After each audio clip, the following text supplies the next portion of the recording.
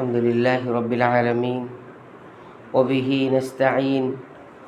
والصلاة والسلام على نبينا محمد وعلى آله وصحبه ومن تبعهم بإحسان إلى يوم الدين أما بعد۔ اللہ تعالیٰ کے بابرکت ناموں میں دو نام الاحد اور الواحد یعنی اللہ تعالیٰ ایک ہے، اس سلسلے میں ہماری گفتگو جاری تھی اور اس کے معانی کا تذکرہ اور اس کے ثبوت کا تذکرہ بھی کیا گیا تھا۔ اب یہاں ہم یہ دیکھیں گے کہ اللہ رب العالمین نے اس نام کو کس انداز میں ذکر فرمایا ہے قرآن حکیم کے اندر، اور اس نام کے ذریعے یا اس صفت کے ذریعے کیا کیا چیزیں اللہ رب العالمین نے بطور ثبوت پیش کی ہیں۔ تو اللہ تعالیٰ نے اپنی وحدانیت کو ثابت کرنے میں سب سے پہلے پورے دین کو اسی کے لیے خالص کیا جائے اس کا تذکرہ کیا کہ یہ واجب ہے کہ جب اللہ ایک ہے تو پورا جو دین ہے وہ دین اللہ ہی کے لیے خالص کیا جائے، اسی کے لیے ہی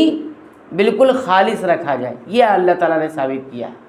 اپنی وحدانیت یعنی ایک ہونے کی تذکرے میں، اپنے ایک ہونے کو ثابت کرنے میں اللہ رب العالمین نے پہلی بات یہ ذکر کی ہے۔ دیکھیے اللہ تعالیٰ فرماتے ہیں، چند آیات ذکر کرتے ہیں، سورہ صافات کی آیت نمبر 4 اور 5 کا مطالعہ کریں۔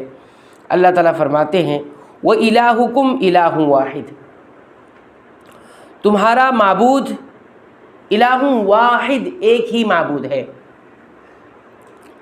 لا الہ الا ہو، نہیں ہے کوئی معبود سوائے اس کے، الرحمن الرحیم جو نہایت رحمان اور رحیم ہے۔ دوسری آیت کریمہ میں اللہ تعالیٰ فرماتے ہیں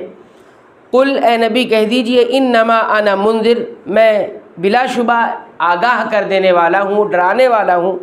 وما من الہ الا اللہ، نہیں ہے کوئی معبود سوائے اللہ کے، الواحد جو واحد ہے، ایک ہے، القہار جو بڑا قوت والا ہے، اس بڑا زبردست ہے۔ پھر اس طرح اللہ تعالیٰ فرماتے ہیں آیت نمبر 4 میں ان الہکم الہ واحد، ان الہکم لواحد، تمہارا معبود ایک ہی ہے، واحد ہے،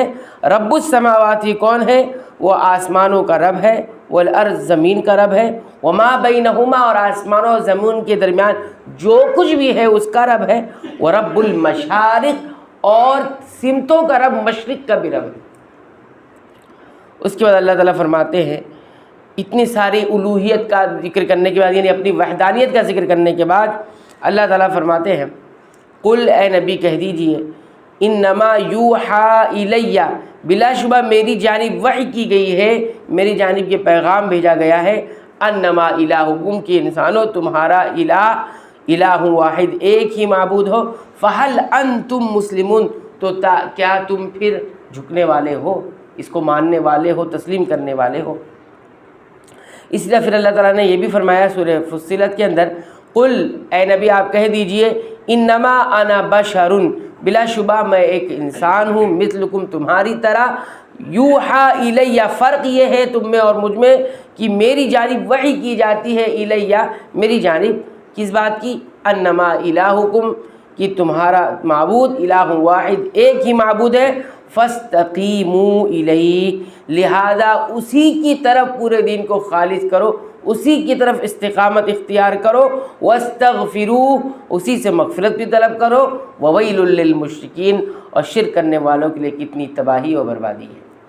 آپ نے دیکھی چند آیات دیکھی، اس میں اللہ رب العالمین نے آیات میں دیکھ رہے ہیں بارہا اپنی وحدانیت، الہکم الہ واحد، الہ واحد،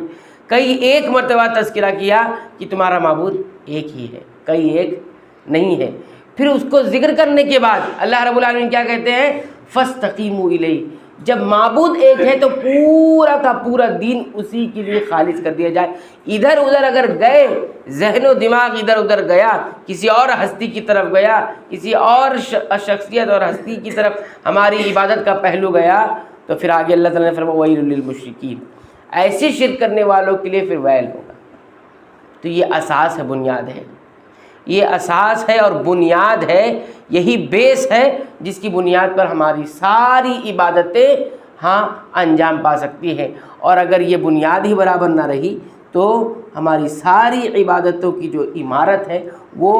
ختم ہو جائے گی، ڈہ جائے گی یا کمزور رہے گی۔ تو یہ اللہ رب العالمین نے اپنی وحدانیت کے تذکرے میں یہ ذکر فرمایا ہے کہ پورے دین کو اس کے لیے خالص کر دیا جائے۔ تو دین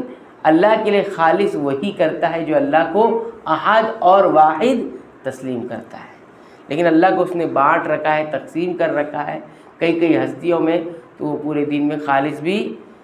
نہیں ہو سکتا ہے۔ تو یہ الاحد کا ایک معنی یہ بھی ہے کہ پورے دین کو اللہ کے لیے خالص کر دیا جائے۔ اللہ تعالیٰ سے دعا ہے کہ رب العالمین تو ہمیں پورے دین کو اللہ کے لیے خالص کرنے کی توفیق عنایت فرمائے، اور اخلاص جیسی اہم ترین عبادت کو اپنانے اور اس کے لیے اسباب اختیار کرنے کی توفیق عنایت فرمائے، آمین۔